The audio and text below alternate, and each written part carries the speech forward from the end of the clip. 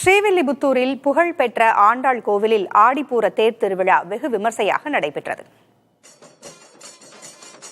108 திவ்ய தேசங்களில் ஒன்றான ஸ்ரீவில்லிபுத்தூர் ஆண்டாள் கோவில் ஆண்டாள் அவதரித்த ஆடி மாத பூரம் நட்சத்திரத்தில் ஆடிப்பூர திருவிழா ஆண்டுதோறும் நடத்தப்பட்டு வருகின்றது.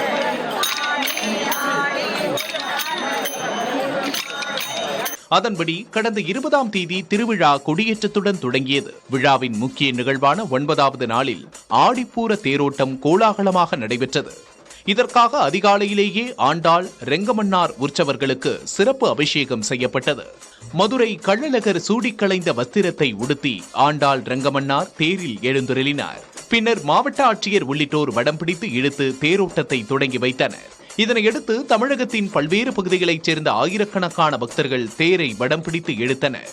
கோவிந்தா கோபாலா முழக்கம் விண்ணதிர 4 ரத வீதிகள் வழியாக பக்தர்கள் வெள்ளத்தில் அசைந்தாடியபடி தேர் வலம் வந்தது. பக்தர்களின் வருகையை ஒட்டி 1000க்கும் மேற்பட்ட காவல்துறையினர் பாதுகாப்பு பணியில் ஈடுபட்டிருந்தனர்.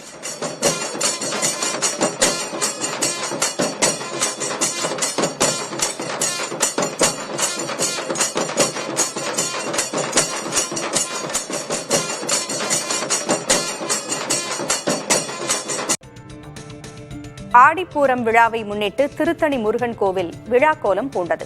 அதிகாலை மூலவருக்கு சிறப்பு அபிஷேகம் மற்றும் ஆராதனைகள் நடைபெற்றன.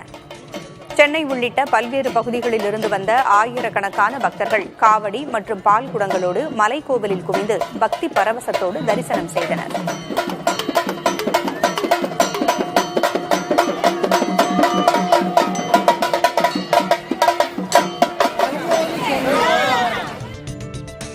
விருதுநகர் மாவட்ட தமிழக வெற்றிக் கழக நிர்வாகிகள் ஆலோசனைக் கூட்டத்தில் நிர்வாகிகளிடையே வாக்குவாதம் ஏற்பட்டது. சாத்தூரில் மாவட்ட செயலாளர் சின்னப்பர் தலைமையில் தவேக ஆலோசனைக் கூட்டம் நடைபெற்றது. இதில் பங்கேற்க முக்கிய நிர்வாகிகளுக்கு அழைப்பு விடுக்கப்படவில்லை என்று கூறி சிலர் மேடையில் ஏறி வாக்குவாதம் செய்தனர். மாவட்ட செயலாளர் ஒருதலைபட்சமாக செயல்படுவதாக குற்றஞ்சாட்டினர். அதற்கு மாவட்ட செயலாளர் கொடுத்த விளக்கம் ஏற்புடையதாக இல்லை என்று கூறி நிர்வாகிகள் கூச்சலிட்டனர். பின் ஆலோசனை கூட்டத்திலிருந்து நிர்வாகிகள் பலர் பாதியிலேயே வெளியேறினர்.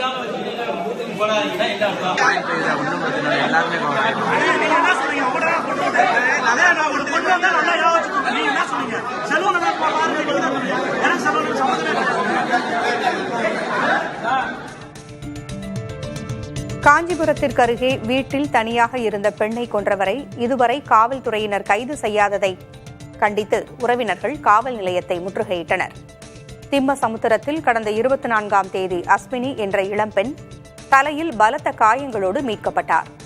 மருத்துவமனையில் தீவிர சிகிச்சை அளிக்கப்பட்ட நிலையில் அவர் நேற்று உயிரிழந்தார். கொலையாளியை கண்டுபிடிக்கும் வரை அஸ்வினியின் உடலை வாங்க முடியாது என்று கூறி அவரது உறவினர்கள் காவல் நிலையத்தை முற்றுகையிட்டனர். உரிய நடவடிக்கை எடுக்கப்படும் என்று காவல்துறையினர் உறுதியளித்ததை அடுத்து போராட்டம் கைவிடப்பட்டது.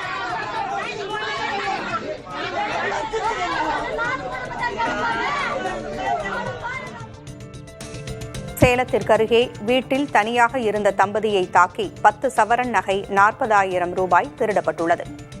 குப்பனூரை அடுத்த கோமாளி வட்டத்தில் பூமாலை சின்னபாப்பா தம்பதி வசித்து வருகின்றனர். 2 மகன்களும் வெளியூரில் படிப்பதால் தம்பதி இருவர் மட்டும் வீட்டில் தனியாக உள்ளனர். நேற்று இரவு வீட்டிற்கு வெளியே பூமாலை உறங்கிக் கொண்டிருந்த போது அங்கு முகமூடி அணிந்த 4 பேர் வந்துள்ளனர். பூமாலையையும் சின்ன பாப்பாவையும் தாக்கிய அந்த கும்பல் 10 சவரன் நகை, வீட்டில் இருந்த 40,000 ரூபாய் பணம் ஆகியவற்றை திருடிச் சென்றது. வீட்டில் தனியாக இருந்தவர்களை குறிவைத்து நடத்தப்பட்டுள்ள இச்சம்பவம் மக்களை அச்சத்தில் ஆழ்த்தியுள்ளது. கிருஷ்ணகிரியில் நடைபெற்ற இறகுப்பந்து போட்டியில் ஏராளமானோர் பங்கேற்றனர். பல்வேறு பிரிவுகளில் நடைபெற்ற போட்டியில் 42 அணிகள் பங்கேற்றன. வெற்றி பெற்ற அணிகளுக்கு பரிசுகள் வழங்கப்பட்டன.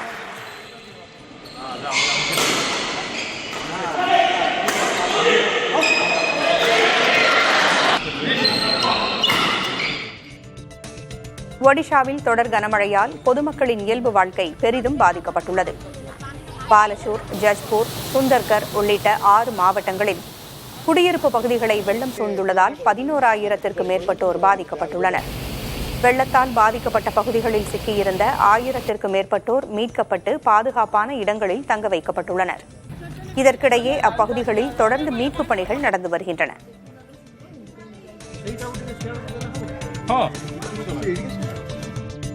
பொதுத்துறை வங்கிகளில் டெபாசிட்டுகளுக்கு வழங்கப்படும் வட்டி விகிதம் வரலாறு காணாத அளவிற்கு குறைவாக இருப்பதாக ரிசர்வ் வங்கி கூறியுள்ளது.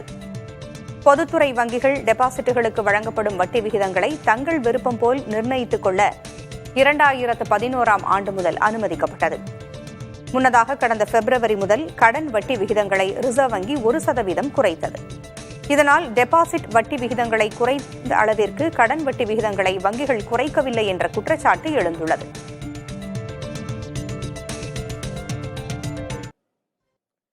தமிழ்நாட்டில் உள்ள அனைத்து நியாய விலைக் கடைகளிலும் யுபிஐ மூலம் பணம் செலுத்தும் வசதியை அறிமுகப்படுத்த தமிழக அரசு திட்டமிட்டுள்ளது. ஏற்கனவே 10,661 நியாய விலைக் கடைகளில் யுபிஐ வசதி உள்ளது. அடுத்த ஓராண்டுக்குள் மாநிலம் முழுவதும் உள்ள 37,328 நியாய விலைக் கடைகளிலும் இந்த வசதி கொண்டுவரப்படும் என்று கூட்டுறவு, உணவு மற்றும் நுகர்வோர் பாதுகாப்புத்துறை அதிகாரிகள் தெரிவித்துள்ளனர்.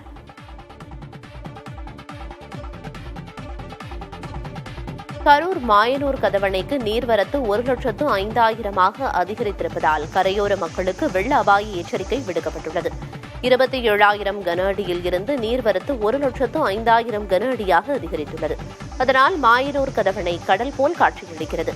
97,464 கன அடி நீர் காவிரி ஆற்றிலும், 650 கன அடி நீர் தென்கரை வாய்க்காலிலும், 400 கன அடி தண்ணீர் கட்டளைமேட்டு வாய்க்கால்களிலும், 20 கன அடி தண்ணீர் கிருஷ்ணராயபுரம் வாய்க்காலிலும் பாசனத்திற்காக திறந்துவிடப்படுகிறது.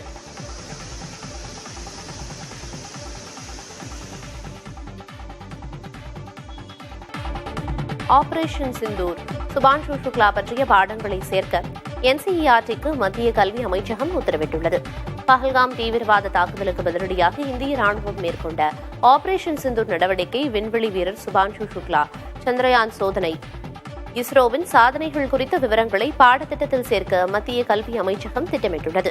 இந்த ஒவ்வொரு தலைப்பிலும் 8 முதல் 10 பக்கங்கள் அடங்கிய பாடங்களை தயாரிக்குமாறு தேசிய கல்வி ஆராய்ச்சி மற்றும் பயிற்சி கவுன்சிலுக்கு மத்திய கல்வி அமைச்சகம் உத்தரவிட்டுள்ளது. ஏற்கனவே நடைமுறையில் உள்ள பாடத்திட்டத்துடன் கூடுதலாக இவை இடம்பெறும் என்றும் வரும் கல்வியாண்டில் அமலுக்கு வரும் என்றும் எதிர்பார்க்கப்படுகிறது. நாடாளுமன்றத்தில் ஆபரேஷன் சிந்தூர் நடவடிக்கை தொடர்பான விவாதங்கள் கட்சிகளுக்கு அப்பாற்பட்டு இருக்க வேண்டும் என பகுஜன் சமாஜ் கட்சித் தலைவர் மாயாவதி வலியுறுத்தியுள்ளார். இதுகுறித்து எக்ஸ் வலைதளத்தில் அவர் வெளியிட்ட பதிவில், இனி எந்த ஒரு பெண்ணின் நெற்றித் திலகமும் அழிக்கப்படாமல் இருப்பதை உறுதிப்படுத்தும் ஒரே எண்ணத்துடன் ஆளும் கட்சியும் எதிர்க்கட்சிகளும் ஒன்றாக செயல்பட வேண்டும் என பதிவிட்டுள்ளார். கனமழை காரணமாக ஒடிசா மாநிலத்தின் சில கிராமங்களை வெள்ளம் சூழ்ந்துள்ளது. தொடர் கனமழை காரணமாக பைதரணி ஆற்றில் நீர்மட்டம் உயர்ந்து தாசரஸ்பூர் மற்றும் ஜெயப்பூர் உள்ளிட்ட ஊராட்சிகளில் உள்ள கிராமங்களை வெள்ளம் சூழ்ந்துள்ளது. மீட்புப் படையினர் படகு மூலம் வீடுகளில் சிக்கியுள்ள மக்களை மீட்டு வருகின்றனர். 4 கிராமங்களில் 150 வீடுகளில் வசித்து வந்த சுமார் 600 பேர் வெள்ளத்தால் பாதிக்கப்பட்டிருப்பதாக அதிகாரிகள் தெரிவித்தனர்.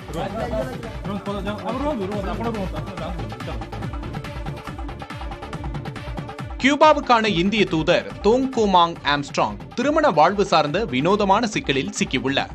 1994 திருமணம் செய்த ஆம்ஸ்ட்ராங் குக்கி பழக்கவழக்கப்படி விவாகரத்து பெற்று வேறு ஒரு பெண்ணை திருமணம் செய்தார்.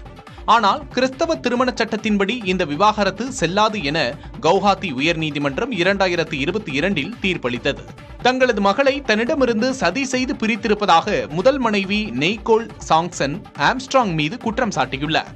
இது தொடர்பான வழக்கு உச்சநீதிமன்றத்தில் நடந்து வருகிறது. கவுஹாத்தி உயர்நீதிமன்ற தீர்ப்பை சட்டப்படி சரியானது என்று உச்சநீதிமன்ற நீதிபதிகள் அங்கீகரித்தனர். பெங்களூருவுக்கு சென்று அங்கு கல்வி கற்று வரும் தனது மகளுடன் நேரம் செலவிடுவதற்காக நொய்கோலுக்கு 3 லட்சம் ரூபாய் வழங்க ஆம்ஸ்ட்ராங்குக்கு உச்சநீதிமன்றம் உத்தரவிட்டுள்ளது. வடகொரியாவுடன் நட்புறவு பாராட்ட தென்கொரிய அதிபர் விருப்பம் தெரிவித்துள்ள நிலையில் அதை வடகொரியா நிராகரித்துள்ளது.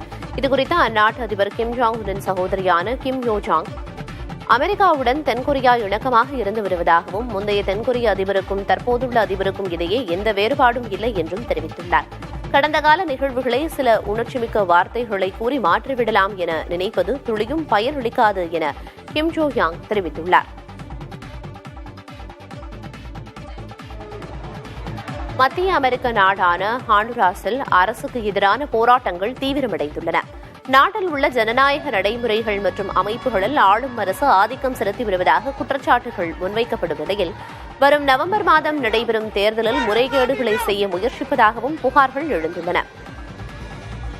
இதை முன்வைத்து டெகுசிகால்பா நகரில் நடைபெற்ற போராட்டத்தில் 1000க்கும் மேற்பட்டோர் கலந்து கொண்டு அரசுக்கு எதிராக முழக்கங்களை எழுப்பினர்.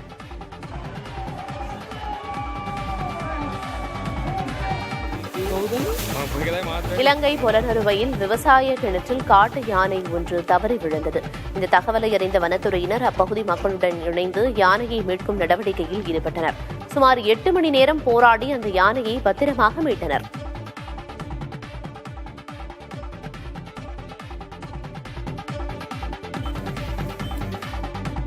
பலமுறை கண்டித்தும் தன் அக்காவுடன் பேசுவதை நிறுத்தாததால் கொலை செய்ததாக ஐடி ஊழியர் கொலை வழக்கில் கைது செய்யப்பட்ட இளைஞர் வாக்குமூலம் அளித்ததாக கூறப்படுகிறது. தூத்துக்குடியைச் சேர்ந்த கவின்குமார் சென்னையில் மென்பொறியாளராக பணியாற்றி வந்தார். விடுமுறையில் ஊருக்கு சென்ற அவர் உறவினரை சிகிச்சைக்காக பாளையங்கோட்டையில் உள்ள சித்த மருத்துவமனைக்கு அழைத்துச் சென்றுள்ளார். அங்கு கவின்குமார் படுகொலை செய்யப்பட்டார். கவின்குமாரை கொன்றதாக சுர்ஜித் என்பவர் சரணடைந்தார். காவல்துறையில் உதவி ஆய்வாளர்களாக பணியாற்றும் தம்பதியின் மகனான சுர்ஜித்திடம் நடத்திய விசாரணையில் பல தகவல்கள் கிடைத்துள்ளன. குறிப்பாக கொல்லப்பட்ட கவினும் சுர்ஜித்தின் சகோதரியும் தூத்துக்குடியில் ஒரே பள்ளியில் படித்தவர்கள். சிறு வயது முதலே இருவரும் பழகி வந்துள்ளனர். வேறு சமூகத்தைச் சேர்ந்த கவின் தனது அக்காவுடன் பேசுவது பிடிக்காமலேயே அவரை கொன்றதாக சுர்ஜித் வாக்குமூலம் அளித்திருப்பதாக காவல்துறை தரப்பில் கூறப்பட்டுள்ளது. பலமுறை கண்டித்தும் சிகிச்சை என்ற பெயரில் தன் அக்கா பணியாற்றும் சித்தா மையத்திற்கு பலரை அழைத்துச் சென்று அதை சாக்காக வைத்து அவரிடம் கவின் பேசி வந்ததாகவும் கூறப்படுகிறது. சரணடைந்த சுர்ஜித் மீது வன்கொடுமை தடுப்புச் சட்டம் உள்ளிட்ட 4 பிரிவுகளின் கீழ் வழக்கு பதிவு செய்யப்பட்டுள்ளது. அவருடைய பெற்றோர் மீதும் வழக்கு பதிவு செய்யப்பட்டுள்ளது. அவருடைய சகோதரியிடமும் காவல்துறையினர் விசாரணை நடத்தி வருகின்றனர். இதற்கிடையில் தாய் தந்தையின் தூண்டுதலின் பேரிலேயே சுர்ஜித் தன் மகனை கொன்றதாக கவினின் தாய் புகார் அளித்துள்ளார்.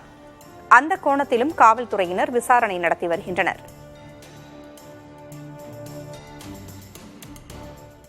தூத்துக்குடி மென்பொறியாளர் கவினின் உடலை வாங்க மறுத்து அவரது உறவினர்கள் போராட்டத்தில் ஈடுபட்டு வருகின்றனர். ஏரல் அருகே உள்ள ஆறுமுகமங்கலத்தில் உள்ள கவினின் வீட்டில் கூடியுள்ள உறவினர்கள் சுர்ஜித்தின் பெற்றோரை பணி நீக்கம் செய்ய வேண்டும் என்று வலியுறுத்துகின்றனர். சுர்ஜித்தின் பெற்றோர் இருவரும் காவல்துறை அதிகாரிகள் என்பதால் விசாரணைக்கு இடையூறு ஏற்படுத்துவார்கள் என்றும் அவர்கள் குற்றஞ்சாட்டுகின்றனர். தன் மகனை திட்டமிட்டே ஆணவ கொலை செய்துவிட்டதாக கவினின் தந்தை குற்றஞ்சாட்டியுள்ளார். தங்களுக்கு நியாயம் கிடைக்கும் வரை கவினின் உடலை வாங்கப் போவதில்லை என்று உறவினர்கள் திட்டவட்டமாக தெரிவித்துள்ளனர்.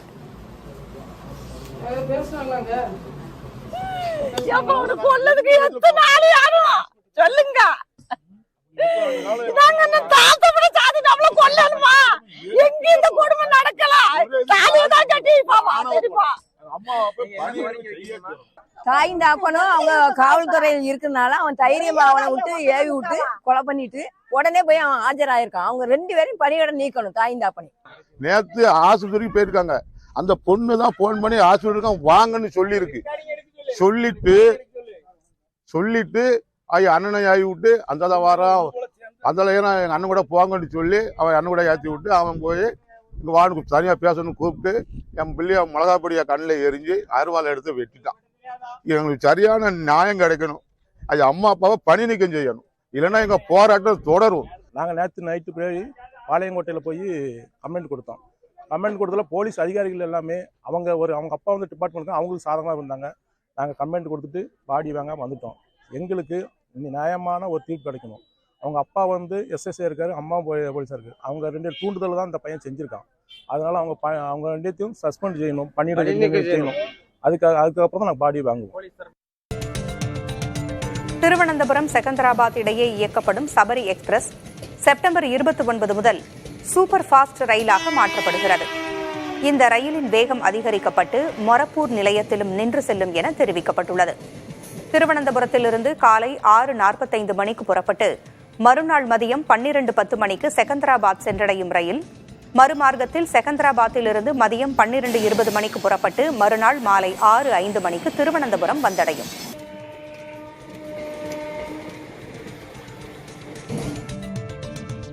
கேரளாவைச் சேர்ந்த 2 கன்னியாஸ்திரிகள் கைது செய்யப்பட்டதற்கு கேரளாவில் கடும் எதிர்ப்பு எழுந்துள்ளது.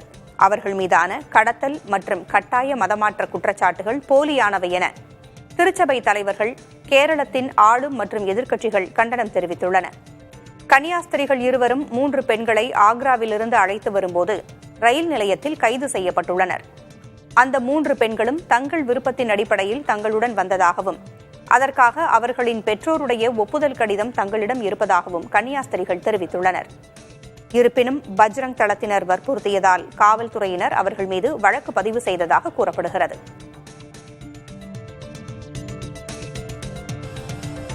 கம்போடியா உடனான பேச்சுவார்த்தையில் பங்கேற்க மலேசியாவிற்கு தாய்லாந்து பிரதமர் புறப்பட்டார். தென்கிழக்கு ஆசிய நாடுகள் கூட்டமைப்பின் தலைமை பொறுப்பை வகிக்கும் மலேசியா இந்த அமைதி பேச்சுவார்த்தைக்கு மத்தியஸ்தம் செய்ய உள்ளது. இதில் கம்போடிய அரசு தரப்பில் அந்நாட்டு பிரதமர் ஹியூன் மானட் கலந்து கொள்ளும் நிலையில் தாய்லாந்து பிரதமர் பம்தம் பேச்சயசாய் மலேசியாவுக்கு புறப்பட்டுள்ளார். மத்தியஸ்தத்திற்காக அமெரிக்க வெளியுறவுத்துறை அதிகாரிகளும் மலேசியாவுக்கு சென்றுள்ளதாக தெரிவிக்கப்பட்டுள்ளது. அண்டை நாடான சீனாவில் தொடர் கனமழையால் பல்வேறு இடங்களில் நிலச்சரிவுகள் ஏற்பட்டுள்ளன.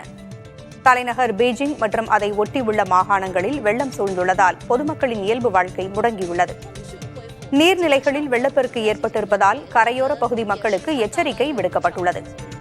வெள்ளம் மற்றும் நிலச்சரிவு ஏற்பட்ட பகுதிகளில் சிக்கியிருந்த மக்கள் 4500க்கும் மேற்பட்டோர் மீட்கப்பட்டுள்ளனர். பல இடங்களில் மின் விநியோகம் தடைபட்டிருப்பதால் 10,000க்கும் மேற்பட்டோர் பாதிக்கப்பட்டுள்ளனர். மான்செஸ்டர் டெஸ்டில் இந்திய அணியை தோல்வியின் பாதையிலிருந்து மீட்ட தமிழக வீரர் வாஷிங்டன் சுந்தர் பாராட்டு மழையில் நனைந்து வருகிறார். இந்திய அணிக்காக 12 டெஸ்ட்களில் மட்டுமே விளையாடியுள்ள வாஷிங்டன் 1 சதம் 4 அரைச்சதங்களோடு 44.86 சராசரி வைத்திருக்கிறார். இது முன்வரிசை பேட்ஸ்மேன்களின் சராசரியோடு ஒப்பிடத்தக்கது ஒன்றாகும். இதேபோன்று பந்துவீச்சிலும் 27 என்ற சராசரியுடன் 32 விக்கெட்டுகளையும் சாய்த்துள்ளார். ஆஸ்திரேலியாவை தொடர்ந்து இங்கிலாந்து தொடரிலும் தனது ஆல்ரவுண்ட் திறமையை வெளிப்படுத்தி வரும் வாஷிங்டன் இந்திய அணியின் புதிய நட்சத்திரமாக உருவெடுத்திருக்கிறார் என்பதே கிரிக்கெட் விமர்சகர்களின் கருத்தாக உள்ளது. இந்தியாவில் ஆன்லைன் ஷாப்பிங் சந்தை வருங்காலங்களில் மிகப்பெரிய வளர்ச்சியை காணும் என மெக்கின்சி அண்ட் கம்பெனி நிறுவனம் தெரிவித்துள்ளது. தற்போது 85 கோடி பேர் இணையதள வசதி பெற்றுள்ளதாகவும், ஆனால் 20 முதல் 25% பேர் மட்டுமே ஆன்லைன் ஷாப்பிங் செய்வதாகவும் அந்த நிறுவனத்தின் ஆய்வு தெரிவித்துள்ளது. ஆனால் அமெரிக்காவில் இணையதள வசதி பெற்றுள்ளோரில் 85% பேர் ஆன்லைனில் பொருட்களை வாங்குவதாகவும் அந்த நிறுவனம் கூறியுள்ளது. இணையதள வசதி பெற்றுள்ளோர் ஆன்லைன் ஷாப்பிங்கிற்கு மாறத் தொடங்கினால் அத்துறை பிரம்மாண்ட வளர்ச்சி பெறும் என்று மெக்கின்சி அண்ட் கம்பெனி ஆய்வு தெரிவித்துள்ளது. யார் வென்றாலும் இந்தியாவுக்கு பெருமை என்ற நிலையில் மகளிர் உலகக்கோப்பை செஸ் தொடரில் வெற்றியை தீர்மானிக்கும் டை பிரேக்கர் ஆட்டம் இன்று நடைபெறுகிறது. ஜார்ஜியாவின் படூமியில் நடைபெற்று வரும் ஃபிடே மகளிர் உலகக்கோப்பை செஸ் இறுதிப் போட்டியில் இந்தியாவின் கொனேரு ஹம்பி மற்றும் திவ்யா தேஷ்முக் மோதி வருகின்றனர். நேற்று முன்தினம் நடந்த முதல் ஆட்டமும் நேற்று நடந்த 2வது ஆட்டமும் டிராவில் முடிந்ததால் வெற்றியாளரை தீர்மானிக்க இன்று டை பிரேக்கர் நடக்க உள்ளது. வெற்றியாளரை நிர்ணயிக்க முதலில் தலா 10 நிமிடங்களை கொண்ட 2 ரேபிட் போட்டிகள் நடைபெறும். அப்போதும் சமநிலை தொடர்ந்தால் தலா 5 நிமிடங்களை கொண்ட 2 போட்டிகள் விளையாடப்படும். அதையும் தாண்டி சமநிலை நீடித்தால் தலா 3 நிமிடங்கள் கொண்ட 2 பிளிட்ஸ் போட்டிகள் நடைபெறும். இறுதியாகவும் தீர்வு எட்டப்படாவிட்டால் வெற்றியாளர் தீர்மானிக்கப்படும் வரை பிளிட்ஸ் போட்டிகள் தொடரும்.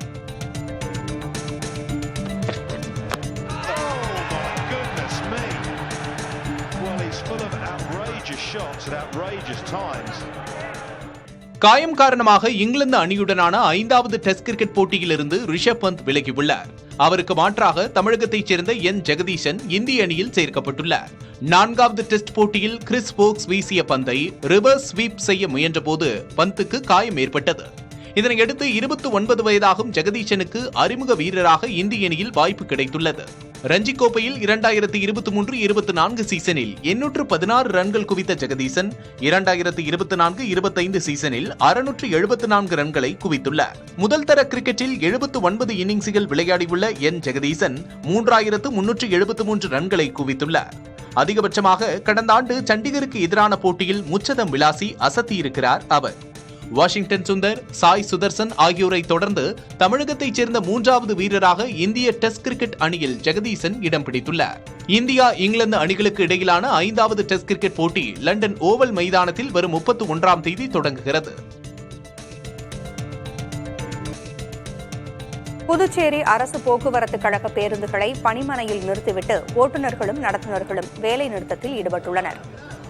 ஒப்பந்த ஊழியர்களை பணி நிரந்தரம் செய்ய வேண்டும், 7வது ஊதியக்குழு பரிந்துரைகளை அமல்படுத்த வேண்டும் என்பன உள்ளிட்ட கோரிக்கைகளை வலியுறுத்தி போராட்டம் நடத்தப்படுகிறது. வேலை நிறுத்தத்தால் உள்ளூர் பேருந்துகள் இயங்கவில்லை. அதனால் கல்லூரி, அலுவலகம் செல்வோர் சிரமத்திற்கு ஆளாகினர். முன்பதிவு டிக்கெட்டுகளும் ரத்து செய்யப்பட்டுள்ளன. புதுச்சேரி அரசின் சாலை போக்குவரத்து கழகம் சார்பில் 146 பேருந்துகள் இயக்கப்படுகின்றன. அதில் 263 பேர் ஒப்பந்தத்தின் அடிப்படையில் பணியாற்றுகின்றனர். 354 பேர் நிரந்தர ஊழியர்களாக உள்ளனர். தங்கள் கோரிக்கையை நிறைவேற்றும் வரை போராட்டம் தொடரும் என ஊழியர்கள் தெரிவித்துள்ளனர்.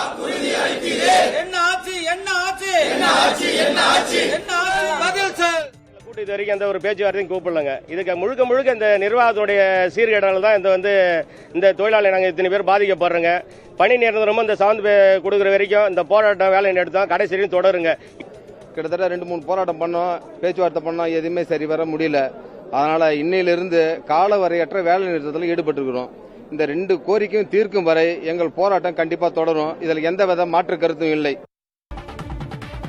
தமிழ்நாட்டில் உள்ள அனைத்து நியாய விலைக் கடைகளிலும் யுபிஐ மூலம் பணம் செலுத்தும் வசதியை அறிமுகப்படுத்த தமிழக அரசு திட்டமிட்டுள்ளது. ஏற்கனவே 10,661 நியாய விலைக் கடைகளில் யுபிஐ வசதி உள்ளது. அடுத்த ஓராண்டுக்குள் மாநிலம் முழுவதும் உள்ள 37,328 நியாய விலைக் கடைகளிலும் இந்த வசதி கொண்டுவரப்படும் என்று கூட்டுறவு, உணவு மற்றும் நுகர்வோர் பாதுகாப்புத்துறை அதிகாரிகள் கூறியுள்ளனர். கியூபாவுக்கான இந்திய தூதர் தோங் கோமாங் ஆம்ஸ்ட்ராங் திருமண வாழ்வு சார்ந்த வினோதமான சிக்கலில் சிக்கியுள்ளார். 1994 திருமணம் செய்த ஆம்ஸ்ட்ராங் குக்கி பழக்க வழக்கப்படி விவாகரத்து பெற்று வேறு ஒரு பெண்ணை திருமணம் செய்தார். ஆனால் கிறிஸ்தவ திருமண சட்டத்தின்படி இந்த விவாகரத்து செல்லாது என கவுஹாத்தி உயர்நீதிமன்றம் 2022 தீர்ப்பளித்தது. தங்களது மகளை தன்னிடமிருந்து சதி செய்து பிரித்திருப்பதாக முதல் மனைவி நெய்கோல் சாங்சன் ஆம்ஸ்ட்ராங் மீது குற்றம் சாட்டியுள்ளார். இது தொடர்பான வழக்கு உச்சநீதிமன்றத்தில் நடந்து வருகிறது. கவுஹாத்தி உயர்நீதிமன்ற தீர்ப்பை சட்டப்படி சரியானது என்று உச்சநீதிமன்ற நீதிபதிகள் அங்கீகரித்தனர். பெங்களூருவுக்கு சென்று அங்கு கல்வி கற்று வரும் தனது மகளுடன் நேரம் செலவிடுவதற்காக நொய்கோலுக்கு 3 லட்சம் ரூபாய் வழங்க ஆம்ஸ்ட்ராங்குக்கு உச்சநீதிமன்றம் உத்தரவிட்டுள்ளது. வடகொரியாவுடன் நட்புறவு பாராட்ட தென்கொரிய அதிபர் விருப்பம் தெரிவித்துள்ள நிலையில் அதை வடகொரியா நிராகரித்துவிட்டது. இதுகுறித்து அந்நாட்டு அதிபர் கிம் ஜாங் உன்னின் சகோதரியான கிம் யோ ஜாங் அமெரிக்காவுடனான தென்கொரியா இணக்கமாக இருந்து வருவதாகவும் முந்தைய தென்கொரிய அதிபருக்கும் தற்போதுள்ள அதிபருக்கும் இடையே எந்த வேறுபாடும் இல்லை என்று தெரிவித்துள்ளார். கடந்த கால நிகழ்வுகளை சில உணர்ச்சிமிக்க வார்த்தைகளை கூறி மாற்றிவிடலாம் என்று எண்ணுவது துளியும் பலனளிக்காது என்று கிம் யோ ஜாங் தெரிவித்துள்ளார். மத்திய அமெரிக்க நாடான ஹாண்டுராஸில் அரசுக்கு எதிரான போராட்டங்கள் தீவிரமடைந்துள்ளன. நாட்டில் உள்ள ஜனநாயக நடைமுறைகள் மற்றும் அமைப்புகளில் ஆளும் அரசு ஆதிக்கம் செலுத்தி வருவதாக குற்றச்சாட்டுகள் முன்வைக்கப்பட்டு வரும் நிலையில் வரும் நவம்பர் மாதம் நடைபெறும் தேர்தலில் முறைகேடுகளை செய்ய முயற்சிப்பதாகவும் புகார்கள் எழுந்துள்ளன. இதை முன்வைத்து டெகுசிகால்பா என்ற நகரத்தில் நடைபெற்ற போராட்டத்தில் 1000க்கும் மேற்பட்டவர்கள் கலந்து கொண்டு அரசுக்கு எதிராக முழக்கங்களை எழுப்பினர்.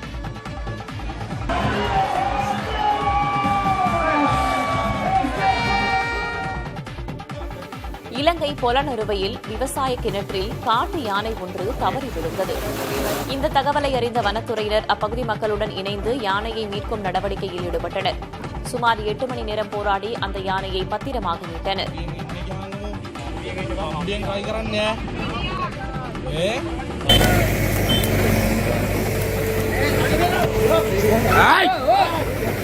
Hey!